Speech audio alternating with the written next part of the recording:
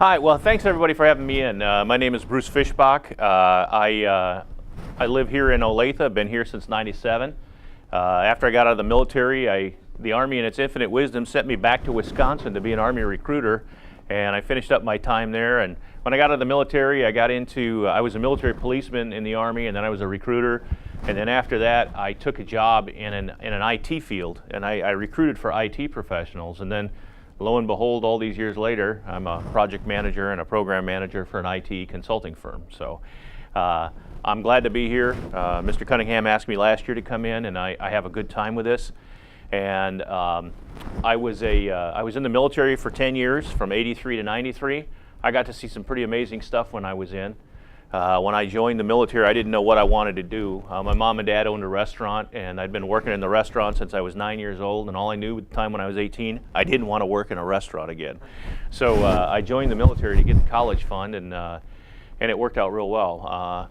My wife and my two kids were with me. We had the two children while we were in, and I was able to get enough money while I was in the military to pay for an associate's, my bachelor's, and my master's. So it worked out real well for me. So we'll talk a little bit about the Cold War and my time in Berlin. So I was in Berlin as a military policeman from 1986 to 1989. And not sure if Mr. Cunningham told you about it, but Berlin at the time was in East Germany. And East Germany, from World War II, there were four powers at the time, which were the Russians, the French, the British, and the U.S. And we occupied the city. So even though that we were 110 miles in East Germany, there was still the wall that kind of separated West Germany from East Germany.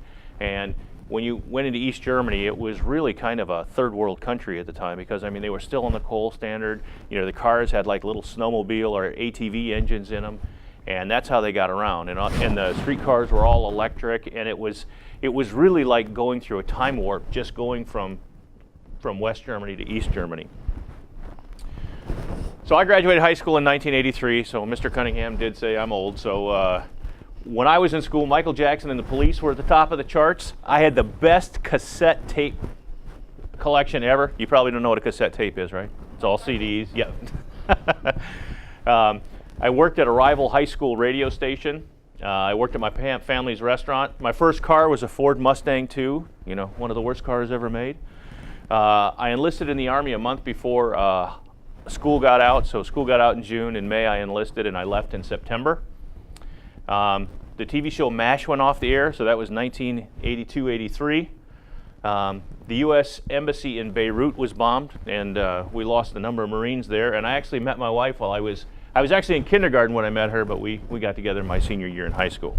Carla's brother Charlie was on a Yeah. That was the largest explosion since World War II. Yeah. Yeah. So this was my wife and I, high school prom, and then, we did silly stuff too. And then this is my wife and I just here in November of last year. So again, kind of a cool thing. So I grew up in a little town about 20 miles outside of Milwaukee. So we talk about Berlin. I gave you a little story about it. So at the time, before Germany became unified, this was West Germany, and again, this is East Germany. And Berlin itself was deep into East Germany. And it's funny, it was 110 miles for us to go from here to here, whereas it was 50 miles for us to go from here to Poland. So we were closer to Poland than we were to West Germany. And we were kind of on an island all by ourselves, so that if there was ever a war that broke out, we were in a world of hurt. So again, Berlin looked like this, and that's kind of what the city was divided for, into the French sector, the British sector, and the American sector. So, really, what was the Cold War? You probably talked a little bit about it, but when Germany was wreaking havoc, what wound up happening is there were the four powers that came in to play: the Americans, the British, the French, and the Soviet Union at the time. The Russians were our allies at that time, and Mr. Hitler made his mistake as he tried to fight on two different fronts. And when he tried to fight on the two different fronts, he utilized all of his good equipment, all of his people, and they wound up getting taken over. After the German surrender, there was a Berlin Agreement that was signed, and basically what would happen in the city of Berlin, they would basically manage the four powers would basically manage the group, and it's what we called martial law. So the people that were in charge in the city of Berlin were the four generals from each of the different occupying forces, and in this case the occupying forces being the Americans, the French, the British, and the Soviet Union. The martial law was supposed to be in effect from 1945 to 1995. So in 1989, when the Berlin Wall came down, they were about 6 years from turning the city over to the Germans. Even though there was no fighting, there was tension between the United States and the Soviet Union, and it was kind of a back and forth type of an issue. And so from 1948, and it should be 1949, there was the Berlin airlift that came into place, and that's where the Russians basically locked down, made Berlin landlocked. So what they did is they flew over 200,000 flights in 1 year, dropping food and toys and necessities for the people in town.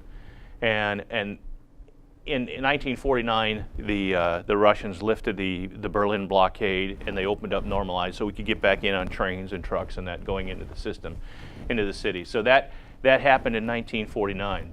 And this is when we talked about this. Remember the first showdown post World War II, where we learned that you never blink when you're staring at the Russian bear, right? So why were we going to occupy Germany for that many years? Was that 50 years? Why were we going to occupy Berlin? What was that a lesson? We learned a lesson from what conflict? World War I. So we did not want a third war involving Germany, and the Soviets definitely did. But we also learned that you can't appease anybody. Remember Munich and everything? So when the Russians begin, or the Soviets begin to expand, we are going to stand steady to contain them. You guys remember what that doctrine was called? Truman Doctrine, very good. So in 1961, again, now here we are 11 years, 12 years after, we did the Berlin blockade. They're saying, you know what, time for you guys to go. Everybody get out. We're going to stay here. You guys get out.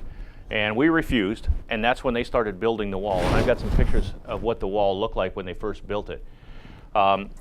It was built because the East German government wanted to stop the people from East Germany going to West Germany, because what happens is that in East Germany, all of the people that were there, if they were a tradesman, whether they were a mason or a carpenter, their job was to help build everything for the state. But if they left and they went to West Germany, where they could make a little more money, they lost their tradesmen. So they stopped that. So in August of '61, Germany's armed police and army soldiers closed the border so no one could come and go. And that's where we started seeing a separation of families. Moms and dads, brothers and sisters, they couldn't see each other anymore because they couldn't go between the East and the West. So at the end of '61, President Kennedy called up 148,000 soldiers and reservists and sent them in to protect Berlin. So over time, that 161,000 or that 148,000, it kind of dwindled. So at the time that I was there, we had about 1,200 soldiers and airmen over there. Very few Marines. We had a few Navy, and we had a lot of what we called Delta Force at the time. A lot of spies, a lot of undercover stuff that was going on when we were there, and it was kind of challenging because when we were in Berlin, they're catching spies in the NCO club, in the officer club, and these are places where, Mr. Cunningham and I could go, just kind of go hang out and do things. And it was, Watch other people drink adult beverages. I was not an adult, so I was a child, I think. I don't know. So when they built the wall, when they originally started it, because it was one of those things that says, okay, you can't go over. They started with these little, what we call tank traps and concertina wire. So these are families or people that had to talk. This is how they had to go. And then over time, they built it up. They had these big concrete posts, and then they built it up, which then eventually came to them building the actual wall where, they had the concertina on the top. And so what's interesting is that this wall, very similar to what we hear about today, it did actually keep people out. But the problem was is people said, hey, we're going to get smart. We're going to find a way to go across the wall. And they did, and they found a way to do that. So. And then ultimately, these were taken away. This was kind of an original piece of the wall. And then if you look, there were two walls built. There was one built right on the West German border. Then these were tank traps, is what they called them. They put tank traps in, and then they built another wall on their side. And what was interesting is, on the side where it was this would have been West Germany. What's interesting is on this side, we always talk about the graffiti, and you see the graffiti on the Berlin Wall. there was nothing on their side. I mean, they were either whitewashed or there was nothing on them. So that was kind of what the wall looked like when it went up. And then that's what they call the Cold War. And, you know, really it was from 1961 to 1986. Things were pretty quiet. Not a lot went on. You know, politically, we just we went about our business. And then, you know, a lot of distrust, a lot of spying. You know, we picked up spies. I was a military policeman, so we'd heard that was a spy at the NCO club. We'd pick them up and we'd take them over to the Soviet embassy, or we'd take them over to the East German embassy. We'd stay there until they came and picked them up, and then we went away. We were still friends, as they called it. And there were a couple of different occasions where we actually went to an Allied NCO ball, or a senior enlisted ball, and you know we were partying with the Russians, the French, the British, the Germans. You know, it was a good time. But you know, it's one of those things that we always talk about the military, and you know, and Mr. Cunningham could tell you, he can probably tell you as well. You know, we believe that you know nobody can kick our tails, and it's funny when you're standing there. You know, I mean, I'm 18, 19, 20 years old, and I'm standing in front of a guy that is my mortal enemy. If I go to combat, that's the guy. And you look at them, and you know they got their little, you know, cherubic faces. You know, I said, you know, that's our enemy. So. Put it this way: the bayonet dummies. I'm sure when you were in, were all dressed like Russian soldiers. Yes, they were. You practiced stabbing them and yelling bad things about commies. So a little side note: I was in Berlin when the movie Rocky IV came out. And when Rocky IV came out, that's where they were fighting the Russians. So we're sitting at a military theater. So, and most of the guys over there were infantry. So those are hardcore. They're our key fighters. So when Rocky hit the Russian guy and he got cut, the place came unglued. I mean, you couldn't keep him down, and it was one of those things. We had to go back the next night to see the movie. But it was funny. The people who hadn't seen the movie the night before did the same thing. So that's just kind of how the tension was between the Americans and the Russians. And Sylvester Stallone had come over right after he made Rambo, just before he made Rocky, and they had said, no, we're not going to let Rambo come in. Well, and then at Checkpoint Charlie, where we were at, everybody knows the height of they know everything about you when you're standing there. They know you're 6'1", or they know you're 6'2". They know that. And then they see Sylvester Stallone come up, who's 5'8", and they went, oh, that's Rocky? Yeah, he can come on over. It's no problem. As I said, there were about 1,200 service people there. We had a big air base there. Tempelhof was the Air Force base there, and then the Army was there. And I did this as a little dig to Mr. Cunningham, and the fact that the embassy in Berlin at the time was the only one where the Marines didn't guard it. Every other embassy in the world, the Marines always guard it. This was the only one they didn't, because there weren't a lot of Marines that were in Berlin. That may not have been a bad idea. I haven't told them about the operation. That was about the same time. That was about, yeah, you might want to, yeah, that's a good one. I do tell them about that. Yeah. And then, like I said, there was a Air Force Base Tempelhof. And so this is the Air Force Base Tempelhof. And this, obviously, it was something that we captured. It was a World War II German airfield. And the interesting thing about the building here is there were 7 floors that were above ground, and there were 4 below ground. So a lot of the stuff that when the United States and the Allies captured Berlin, there was a lot of stuff that was in here, a lot of captured stuff. And so when we went in to capture it, they flooded it. So there were 3 stories below that were completely flooded. So when we got in there, we unflooded it. You know, a lot of guns and a lot of things that they had stolen from people. You know, I mean, there was artwork and all that other stuff down there. So it's quite interesting. And actually, this closed in 1994 after the wall came down and when we pulled all of our troops out. And we've turned this back over to the Germans. And I'm going back to Berlin next year. It's the 30th anniversary of the Berlin Wall coming down. So a bunch of us are going back over there. So we're going to go out and we're going to see all of that while we're there. But it's pretty cool. It's still there. And one 4th of July while we were there, they had a symphony play, and they had a Japanese fireworks show that came in. And so they started showing fireworks about 8:30 at night, and they went to 11 o'clock, and they had a symphony that was here, and they played it, and it was the most awesome thing. There were 1 million people on the airfield that night. It was one of the most awesome things that I've ever seen. That many people in one area. And then there was another place that was called Teufelsberg, and this was a listening station. This was a spy station. We could hear all over the world with this. And the unfortunate part about it, if you look Teufelsberg up online, or if you Google it, it's just in total disrepair. All of these little listening sites, they're tore up, they're gone, and it hurts my heart when I see stuff like that, because it was such a huge part of history and what we did while we were there. They had a lot of this written. Also, right on my cousin, intelligence guy. He was at by York, and it was the same kind of thing. Those big domes, and then of course they had those cables underneath the ball. Mm-hmm. And we had some that would go down and put listening devices which would collect data on these undersea cables, and every 6 months they would go and the scuba divers would come out, pull it off, because it was so full of stuff. And I went over last year when the Trump dossier came out, and I'm like, this is not unheard of. Yeah. You got a KGB guy that's running the country now. This is not something they didn't do routinely. No, and it's interesting is that after President Reagan was in office, President Bush, the first that took office, he was in head of the CIA. Right. So, you know, he was kind of the head spook at that time. I mean, he was in charge of all of that. So, well aware of what was going on. So, this is Andrews Barracks. This is where I was stationed. This is the place where we were at, and this is where Hitler's SS guards, his stormtroopers, were at. They were all there. What you don't see in this picture is behind this concrete, there is a picture. It's a picture of a Russian soldier holding a sword. And so when we came in and we took it over, what they wound up doing is they concreted that in, so they covered it up.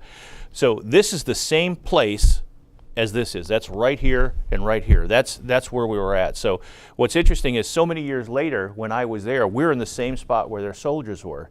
And in our rooms, in our dorm rooms in the building, there was a long floor, and on the floor there was a picture of a swastika. And what they did is they basically painted over all of it, and then they rolled a carpet out. So unless when we had to go play buffer rodeo, you know, clean stuff up with a buffer, you had to, you were able to see that. So it was really interesting to be there and see the history that they had. So there were 3 different checkpoints that they had. There was Checkpoint Alpha, which was down in Helmstedt, Germany, which was 110 miles outside of East Germany. And that was the East German corridor. So when we left Berlin and we went in a car, you couldn't go over 55 miles an hour. You couldn't go less than, say, 45 miles an hour. And they figured it out how long it takes you to get there. And you couldn't stop. You couldn't do anything. So you had to go the whole 110 miles and get there. And if you broke down, it was kind of a tough thing because, you know, the Russians and the Germans, they were kind of running through East Germany. So when you went into Berlin on one side, coming in from Helmstedt, coming in from West Germany, you came into Checkpoint Bravo.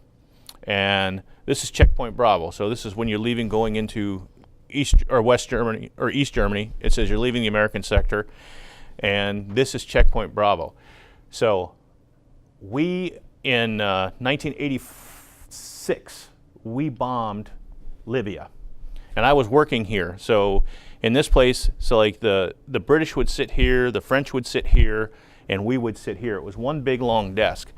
So we bombed Libya because it was in retaliation to them bombing a disco in Berlin the year before. So that was our retaliation. So again, kind of a story because soldiers, they're silly. They do silly things. The French didn't let us fly over their airspace, and one of our bombs may have come close to their embassy. It might have dropped on their embassy. I don't know. So what wound up happening is the British started making paper airplanes. They'd light them on fire, and they would fly them over the French desk and try to get to the American desk, and they would crash on the French people's desk, and they didn't like it, and they left. So the French have interests in North Africa still, right, from their colonial time. And this is, you know, the whole Benghazi story that's been going around for a while. In the Arab Spring, the leader of the country, Muammar Gaddafi, was captured by his own people and killed. I won't describe how, but it was pretty bad. Not anything he didn't deserve. But they also, I don't know if you want to talk about Lockerbie, Scotland, that they were responsible for. yeah, they were, and there was a plane that was coming back from Lockerbie, Scotland, and it blew up over the airspace. It was a passenger. Yeah, there were 370 some people on it, and all 300 people were killed. Crashed into an elementary school on the ground. And it was the Libyans again that were responsible for blowing that up. So at that time, Libya was it was not a good place to be. So, but Reagan sent fighter bombers from Britain. Most direct route would be over France. France. I think Spain is neutral. Yeah, they are. So we had to fly all the way around Gibraltar, through there, and then across. And remember he'd drawn the line of death. Yep. So they have Tripoli. You come across this line. Yep. I think we killed his son in that wreck. We did. We did. Bombing, right? Yeah. So these are some of my pictures from actually at Checkpoint Charlie. So what's interesting about this, and I talked to you about how they know everybody, they see everything. Everything here, these are cameras. There are cameras everywhere. So I mean, you've got camera. You got cameras everywhere. And Checkpoint Charlie, this building is basically facing that way. It's sitting right here. So this is kind of the wall where we were at. And I was standing up on a platform here, and this platform is where they saw Sylvester Stallone, and they knew how short or tall he was. So that was right here at that point. And this is my buddy, that's Mike Rafferty, and Mike was actually on duty the night that the Berlin Wall fell. So he had a front row seat to everything that was coming in. So in April 6th of 1986, this is about 5 months before I got to Berlin, they actually bombed the LaBelle Disco. And there were 230 people killed in that bombing, and Libya did the bombing there. There were 79 American servicemen wounded, and 2 were killed.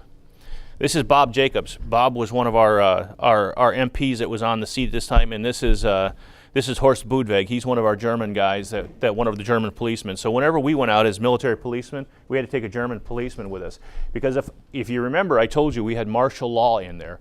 So we could stop anybody in Germany. We could charge them with anything, which is very, very different than any other place.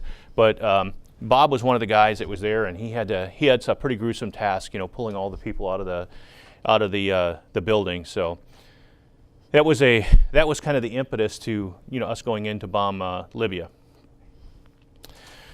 So I say this is the greatest day. I didn't know this was going to happen. We heard President Reagan was coming over to talk to us. We didn't know that this was going to become the most famous speech that a president had given since President Kennedy had been to Berlin and said I'm one of you, I'm a Berliner, which people in West Germany said. He said Ich bin ein Berliner, which people in West Germany said, a Berliner, that's a jelly donut. You're a jelly donut? So kind of crazy.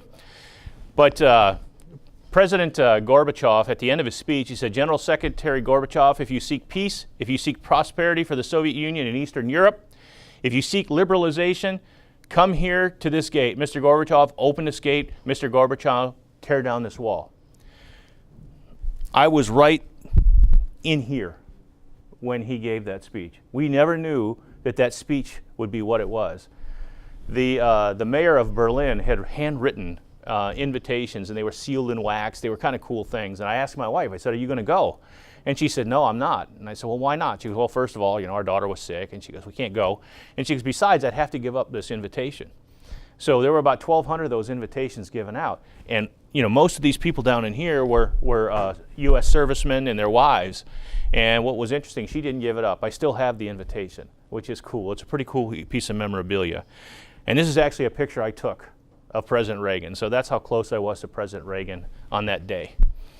So it's just one of those things that you'll never ever forget, And it was the second time that I'd actually seen President Reagan. In 1985, we had a plane that crashed up in Gander, Newfoundland, and we lost 248 soldiers. The next day, all the families had gathered at Fort Campbell. President Reagan came in and shook hands and hugged every one of the parents. And I thought it was just kind of it was amazing. It's one of those things that's hard not to bring tears to your eyes because of what he did. So he was a great man. So the night on the fall of the wall, November 9th, 1989, it was an amazing night. So these are all pictures that we took over the next couple of days. So these were our Polizei guys, that are German policemen that were going there. What wound up happening is as MPs, we had to deploy. Every time they opened a new hole in the wall, we had to deploy MPs to make sure that no Americans went over to East Germany. So what they were doing is they selectively started pulling these out. And what's interesting, these are East Germans actually pulling these things up, tearing them down, because these people were so happy that the wall had come down, they had done that. And this is the next night after the wall came down, and this is when all the news came over. Tom Brokaw, all those other guys were there, and this is kind of the mess it became.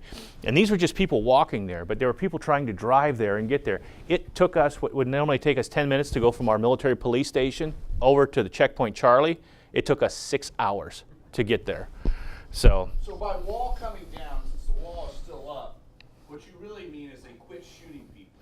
yes. So in Berlin, they had the wall went around the city. It was 110 miles around the city. And they would actually take, and they had a shoot to kill order. If anybody tried to climb the wall to get over to the other side, they shoot to kill. And 9 times out of 10, what wound up happening, people did get killed. There were a lot of people that were killed, and because there are guard towers all over the wall. So we knew that when the lights came on at night, that there was an escape. We knew there was an escape coming. Well, there was an underground group of people that knew in West Germany where they were coming from. So we would always have to go to where they're going to come in. So we've got somebody over here on the wall that's at a guard tower. They're going to try and shoot people who are either swimming a canal or trying to come over. And the thing is, we're just on the other side. They didn't care we were there. If somebody was coming over, we had to be there to gather them up when they came in. So I mean, they're shooting at us. I mean, you've got people shooting. They're hitting your cars. They're breaking windows in your cars. You got to take cover. I mean, it's kind of a frightening thing. But you've got eyes around you wherever you go. So, and then this was just the German policemen.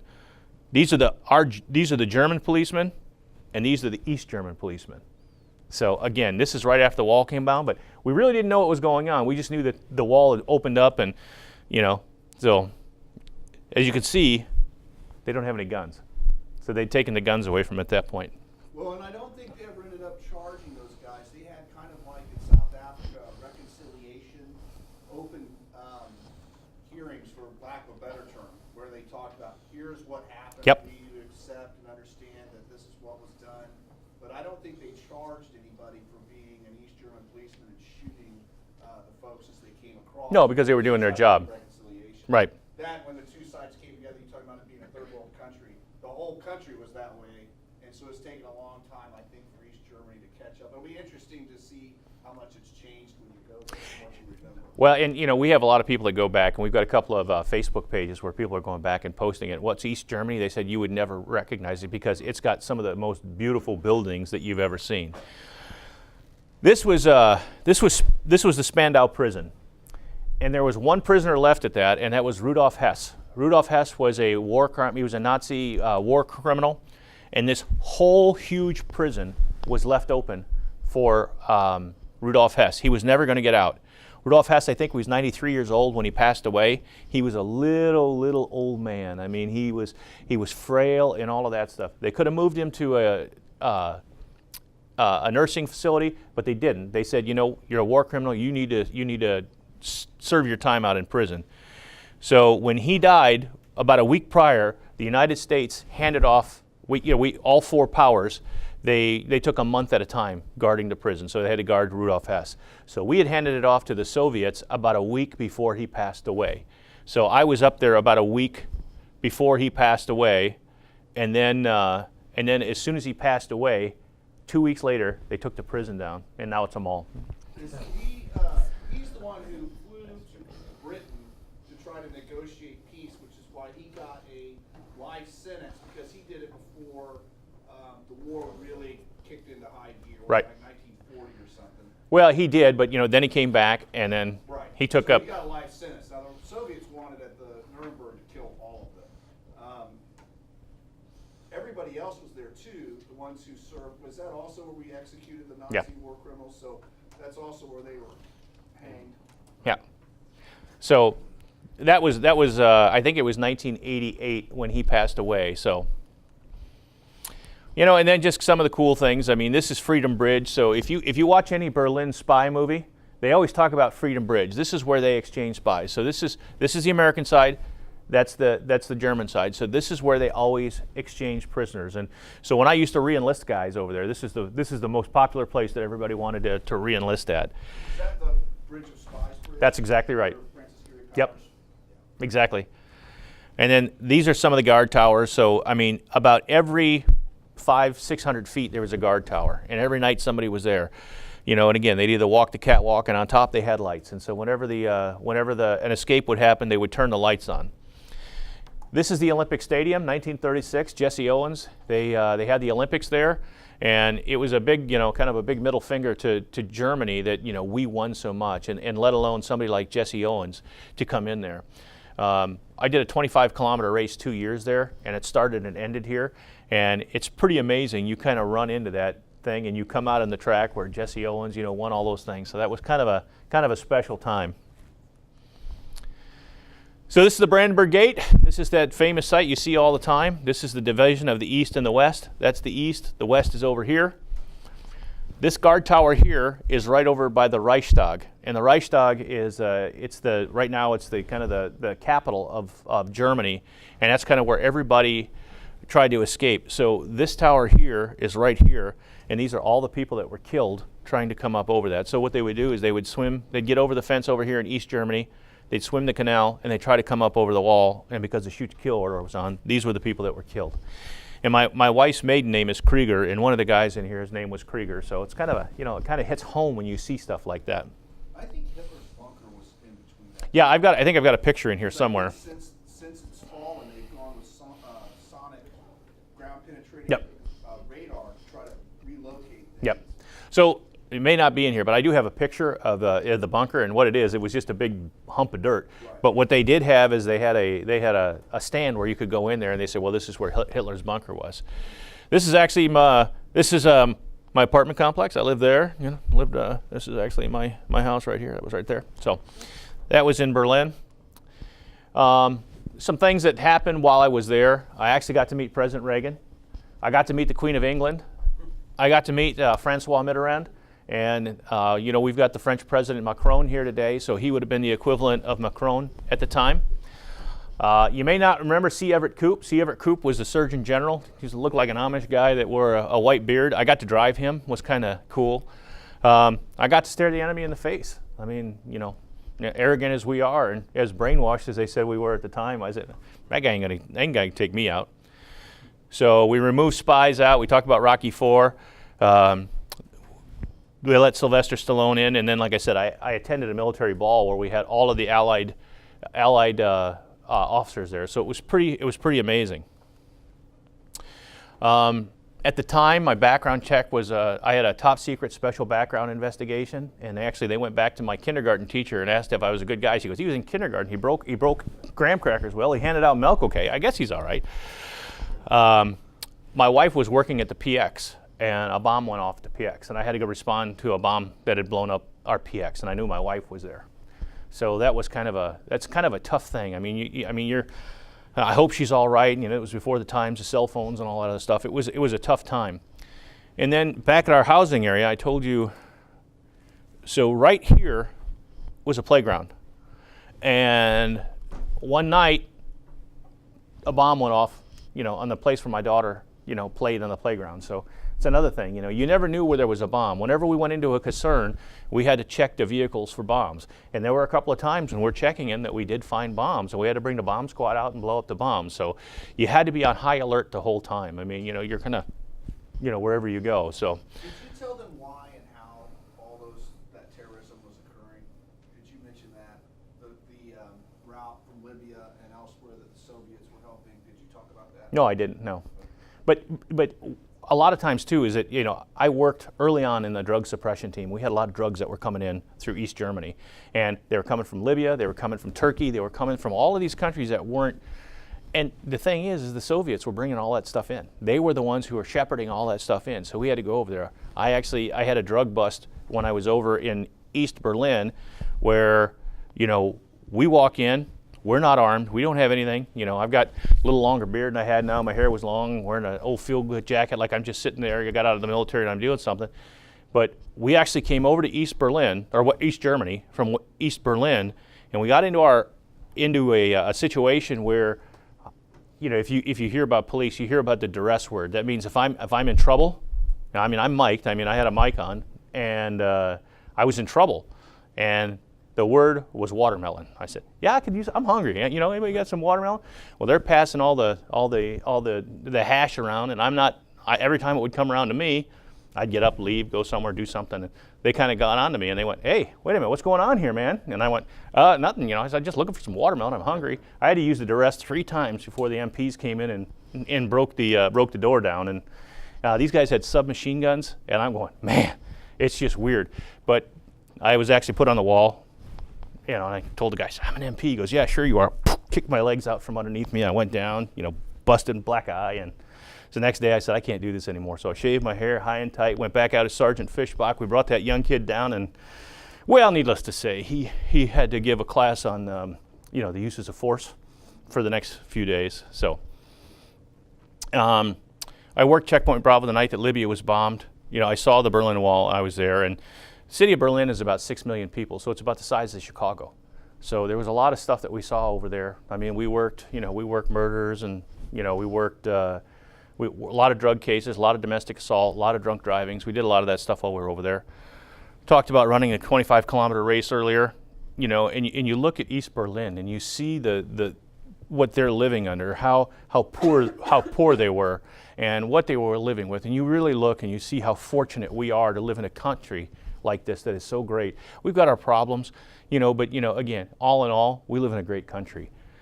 And I've got some lifelong friends. Horst Budwig, I haven't seen him in 30 years, but he and I, we Skype and we do Facebook. And Fischbach in German means fish creek or fish river or fish stream, and so he calls me Fish Creek wherever I go. So we're going to go see him, and he's 71 now, so it'll be great to see him. So again, in the military, as Mr. Cunningham can tell you, you wear your dress blues all the time, and I'm the infantry, buddy. I want to poke. No, okay, fair enough. Yeah, I got you.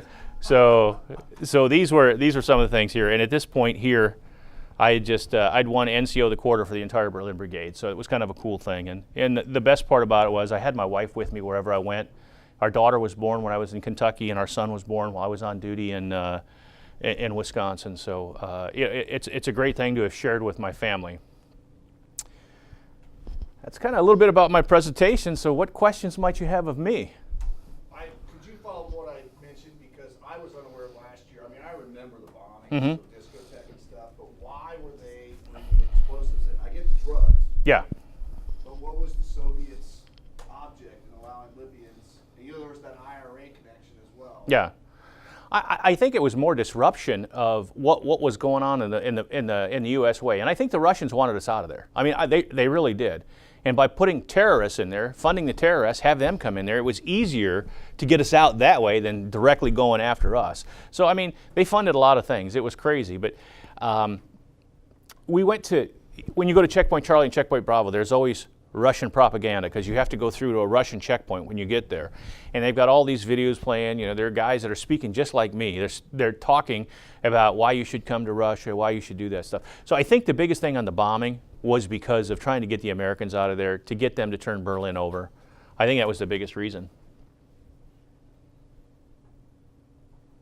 Was the Russians pushing the drugs just for financial purposes, or was it to undermine something? I don't think it was to undermine things, but I mean, a lot of money in it, especially coming to East Berlin where it was cheap. I'll give you an example. We went over for my 23rd birthday, we went over to East Berlin, and the exchange rate was kind of crazy. So the German mark was their German dollar, our dollar, the dollar. So we would get 3 German marks for every dollar.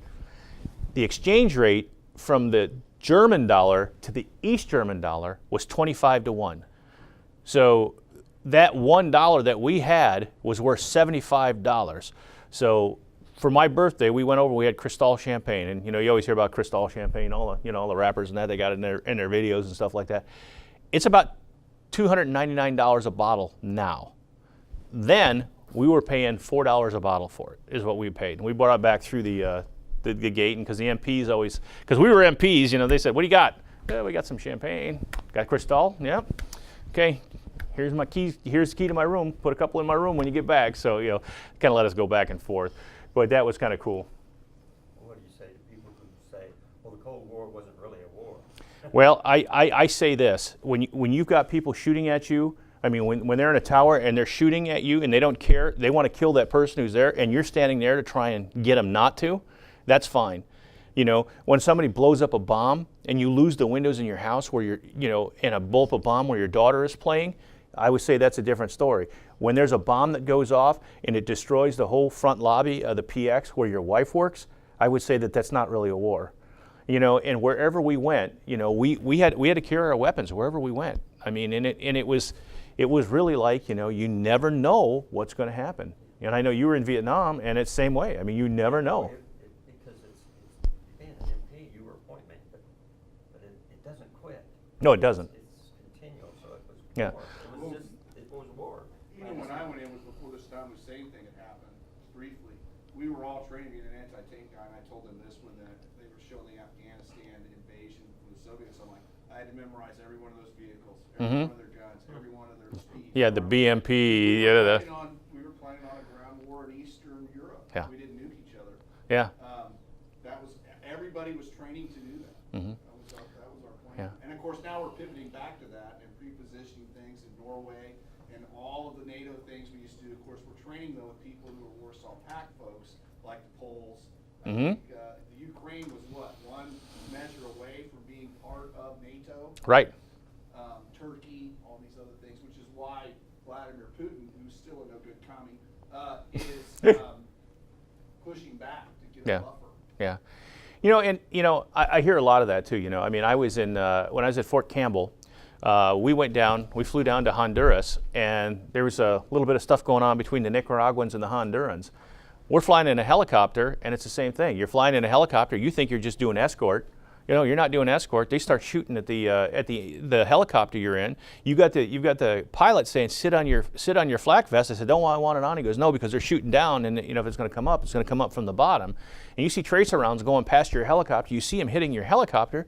I mean, it's nerve-wracking. I mean, you're trained for this. I mean, and we talk about when you go into basic training, we call it groupthink. You come in and they have a drill sergeant there, and the goal of the drill sergeant is to get you to hate him. I mean, that's the thing. So the more you hate him, the more you guys will pull together to show him that, you're not this worthless piece of what that he keeps telling you are. And it's that group think. It gets everybody to do it. And then after all is said and done, you're going to do whatever. I mean, somebody says, go over there. You're going to go over there. You're not going to say why. You're going to do what you're supposed to do.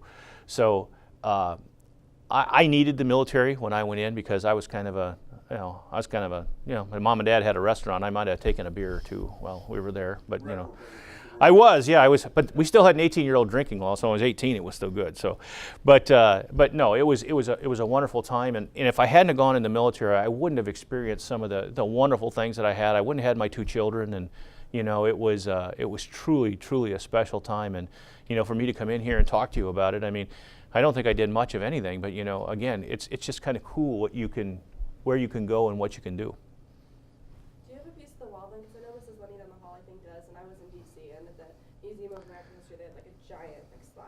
Yeah, I do. I actually, when we came back from Berlin, we brought about 30 pounds of it back. And so as we're coming through customs, coming back, and so this is less than let's see, the wall came down on November 9th. We came back, my tour ended over there on December 22nd. So I'm coming back and I'm giving, customs go, is that the wall? I said, yeah. So I give them a piece of the wall, break a piece, go to the front of the line, break off a piece, go. So then, customs guys were calling ahead, yeah, this guy's got some wall, you want to take some.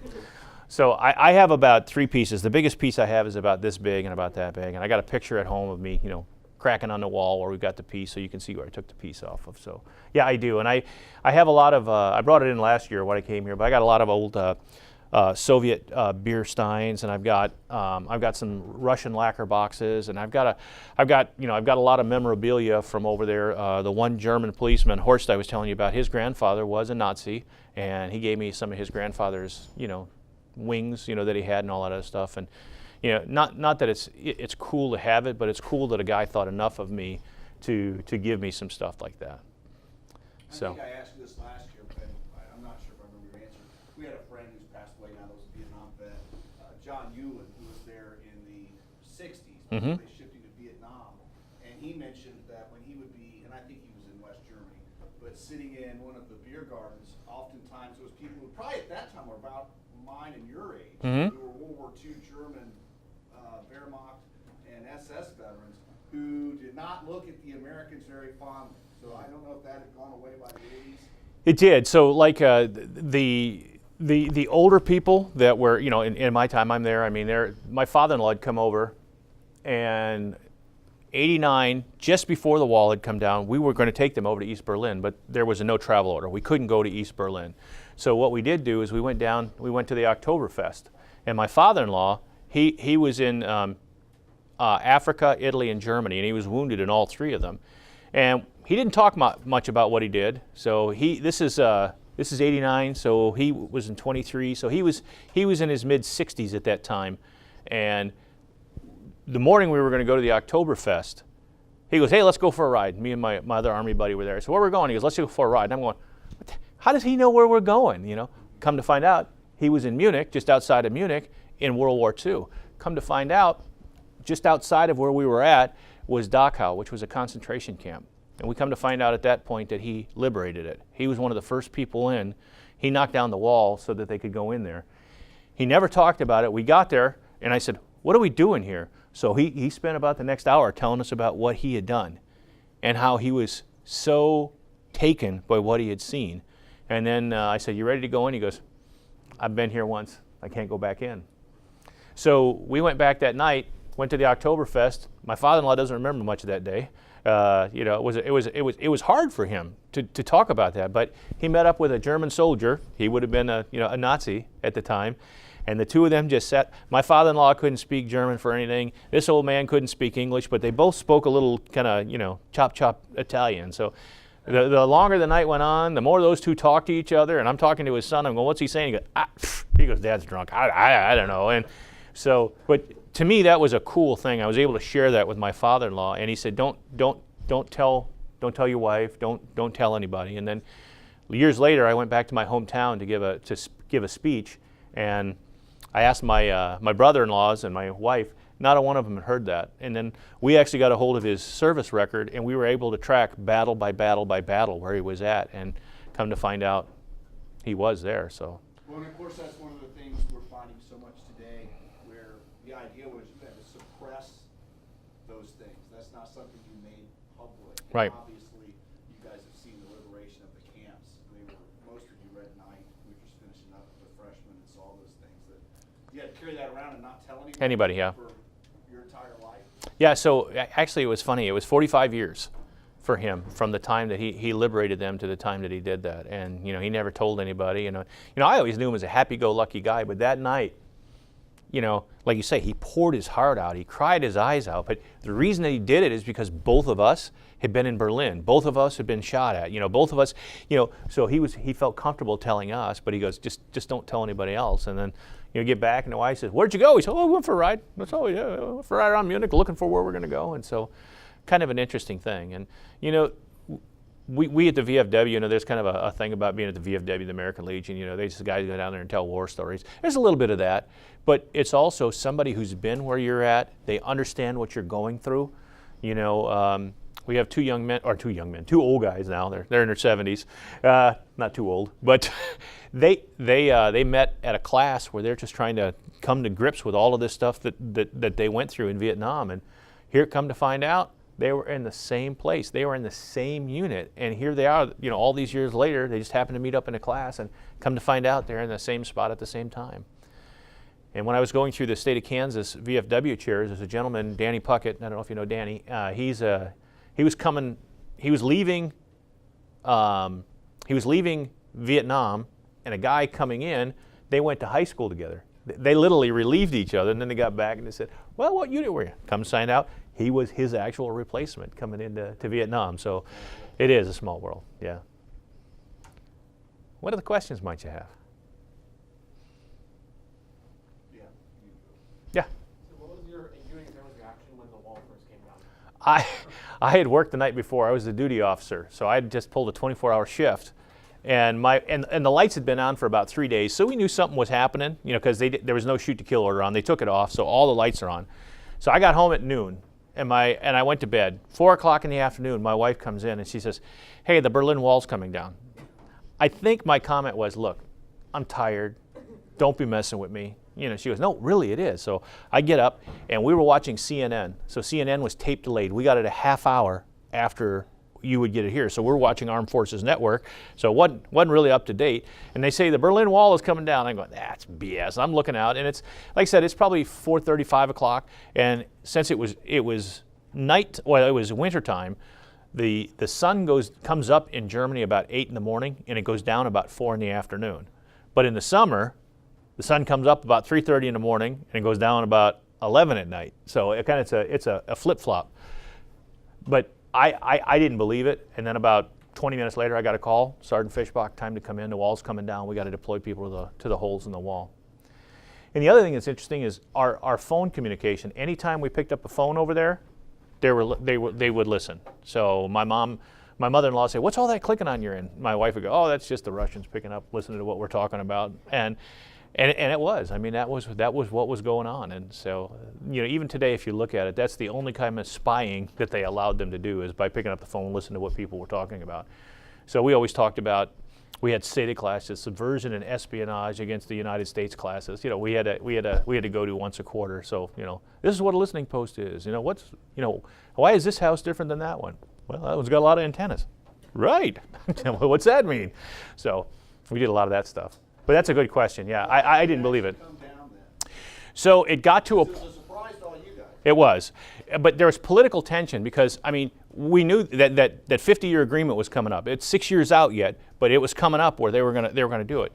So President Gorbachev at that time, he'd eased a lot of things. So President Reagan had eased a lot of the tariffs that we had coming into the Soviet Union. They had eased off on it. They had met up in Iceland. They'd done I think they were SALT treaties at that point. When they became not friends, they liked each other. They did. They became friends. And so when President Reagan died, President Gorbachev did come over for his funeral. But it got to a point where they were talking. They were getting things done. So they eased it, and they said, okay, we're going to take this shoot-to-kill order off.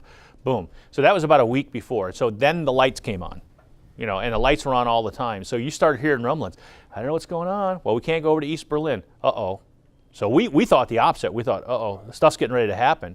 But what was really happening is they were getting ready to let the floodgates open. And so they were going to open the wall so that, I think it was to normalize relations between the East and the West so families could get together and see each other.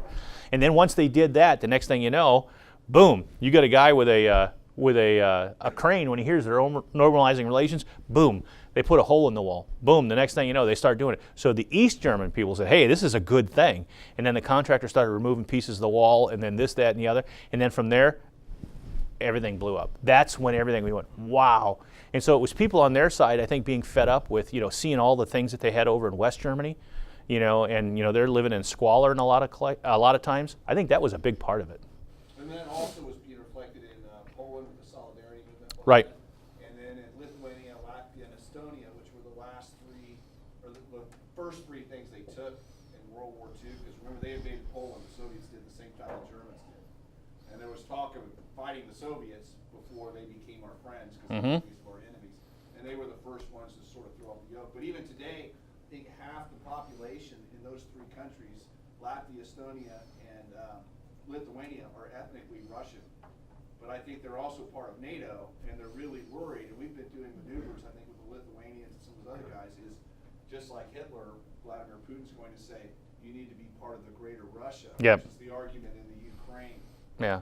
Well, and I think that after the wall came down too, that's when all the other countries became their own. Because at one point they were all Mother Russia, and then they became Czechoslovakia, Yugoslavia. They all became their own independent.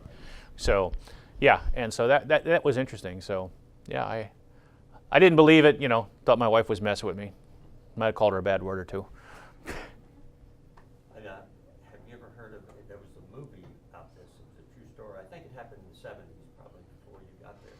But a family was able to acquire a balloon. Someone there was a movie about it in the '80s. Watching that movie, I almost had to leave. It was intense. It is, and it was really. I mean, I don't know if it was jazzed up by Hollywood at all, but I'm sure it was. But you go to the Checkpoint Charlie Museum, and they have these cars that they had. They were called Ladas, L-A-D-A. So they're little tiny cars. I mean, we see these little Mini Coopers. They're even smaller than that. I mean, it's basically 2 seats. And what would happen is people would get in there under the engine, in the back, which was basically a pull start, lawnmower engine. And they showed how people would get there. People used to take zip lines, and they would throw them out over a building in East Berlin, throw it over to West Berlin, somebody get on the other side, and they'd slide down. And a lot of times they got caught up in the barbed wire and this. So they didn't like it so much over there. They're willing to risk their lives to do it. And there's a picture, if you see Berlin, there's a picture of a soldier coming through the barbed wire fence, and he's throwing his weapon down, and he's coming over. And it's a pretty famous picture, and you see a lot of that stuff. So, again, I was I was 21 years old when I got there. And I didn't know. And I was 24 when the wall came down. And my dad called. He goes, "You're experiencing history." I said, "I'm working my butt off." I said, "I'm not experiencing history." But he was right. And so at that point, I tried to collect as much memorabilia and stuff as I can. So it's quite interesting. You mentioned that you didn't know that Reagan's speech would be so famous when you were watching it. So what was like the crowd's reaction to it as he was talking? As he said that at the end? Yeah, I mean, they erupted. I mean, because you got to think at the time, the people that are there are West Germans. They're Americans. I mean, it's everybody that's there. I mean, the crowd that was there was amazing. I mean, the Brandenburg Gate is a huge building, but I mean, and there's like a not a walkway, but a huge open area where you can walk in there. And they just exploded when he said that, get claps and all that other stuff. A lot of stuff on the internet on it. If you take a look at it, it's pretty cool in what he said. And he was a great orator. He was a good speaker, and he did a lot of cool things. And then afterward, we got to shake hands with him afterwards. So he was just as cool as a cucumber. I don't think I got for you guys Tuesday for the first hour. I got a better clip about that line. His speechwriter was on the advance party sometime before he came, and they weren't supposed to say anything about the wall. But his speechwriter going around talking to everyday Germans, like one of them was a server at a restaurant they went to, asked her what she thought about it. Because what they were telling them, the Reagan administration speechwriters, is the Germans, the West Germans, West Berliners are used to it. Let's not roil any feathers or anything. And when he asked this woman, she said, if Mr. Gorbachev is serious about glasnost and about perestroika, that has to go. So they weren't at all okay with it. So when he went back to write the speech, that's when all that got in there. I didn't know that. That's cool. Yeah, I just found it on a documentary I showed the other hour that's this class. Well, a couple of you saw it. Was I accurate? That's basically what he said. That's the first time I've used that clip. Yeah. Yeah. But and the interesting thing about it is that you think of Germany and you think of people going down, drinking at the Oktoberfest, this, that, and the other. Berlin is literally it's a metropolitan, it's a cosmopolitan city. I mean, pretty cool. I mean, everything you could want or have is there. But people had, they were normalized, but there was always that fear that the balloon could go up. That our thing is that we had an area where we always marshaled whenever we did anything. And it was always, hey, we're going to come here one day and it's going to be enemy prisoner of war camp. You get 1,200 people show up in this area that we're all going to be prisoners of war. And that was a huge fear, and you never knew. President Reagan gave that speech in June of 1987. The wall came down in November of 1989. So it took 2 years from the time that he gave that speech to the time that the wall actually came down. Yeah. So how often did you go into the French and English sectors of West Berlin? Good question. A lot. So in the British sector is where the Olympic Stadium was. That was in the British sector. And then Spandau Citadel, or the Spandau Prison, and there's a Spandau Citadel that was built in 1350. That's up in the French sector. And we were actually able to go over to East Berlin as well. So, but when we did it, you had to have movement orders. You had to have 3 days in advance notice to go over there. They had to check your ID and all that other stuff. And we were able to go a lot. So, like on a weekend, my wife and I, we had a bus or a subway pass. There were so many historic places that you could see. You just get on a plane. Oh, that's up in the Tiergarten section. That's the French sector. Oh, make sure you go to this restaurant when you're there. So we did a lot of that stuff. And Mr. Cunningham can tell you, I used to like to drink a lot of beer, and there was a thing up over there called International Green Week, where is in January of every year, every country in the world comes in and they bring their food and their drink. So they always got an alcohol, a beer, and a food. My wife said, "Oh, that's a cool glass." So first year I walked out of there, I don't remember much. I got all these glasses I'm taking with me, and I said to the guy, So much fun, not because of the yeah, it wasn't the food. So third year we were there, so now I'm collecting beer glasses. I probably got 100 beer glasses. And third year I said, "Can I just buy the glass?" "Oh yeah." And I said to my wife, she goes, "Well, I didn't know." So that was a good time. How restrictive was travel between the western sectors like British, French, and American? Was it like going from east to west Berlin? No, it was literally just like, if I'm going from here to Overland Park. I mean, it was like that. Now you knew where the walled sections were because if you got right into the wall, it couldn't go any further.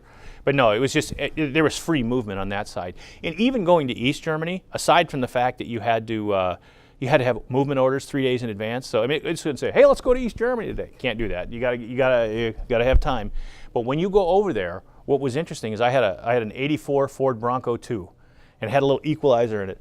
We'd go through the wall. We'd get through Checkpoint Charlie. We'd give our paperwork to the Russians, and then as soon as you get through there, wherever you went, you had a Russian car follow you wherever you went.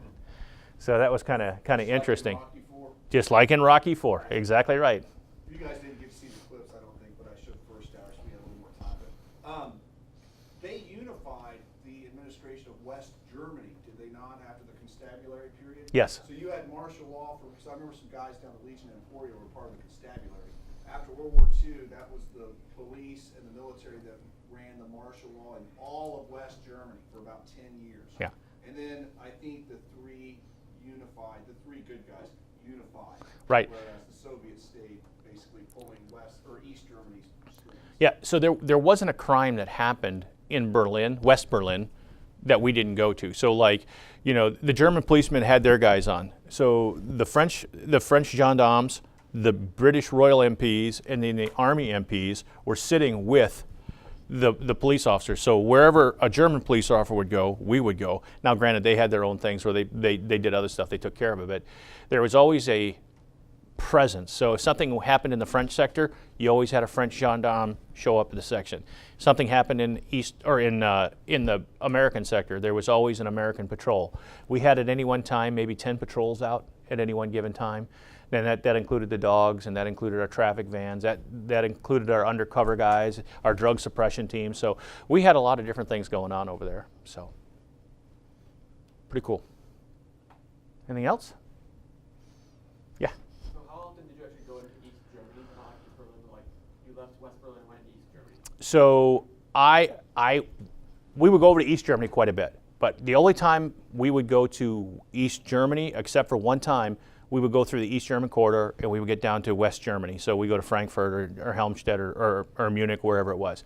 But there was one time my wife and I and some friends of ours, we went all the way through East Berlin. We went through to Poland. So we kind of did that thing. Okay, been to Poland, come on back. So it was just one of those things that we did it. So only one time where we actually kind of traveled the countryside. But I mean, it was 50 miles to Poland.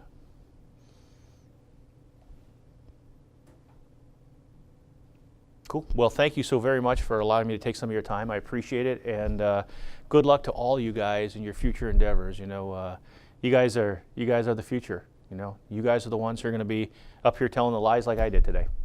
I mean the truth. Stories. Yeah. He's my Padawan. Oh, is he? Do you guys have turtles? Did you call them turtles? When you had a new guy on? No, we called them newbies. Yeah. We didn't call them turtles. That was one I heard from the wrong guy. All right, you guys sure you don't have any other questions? Okie dokie. Thanks much. You bet.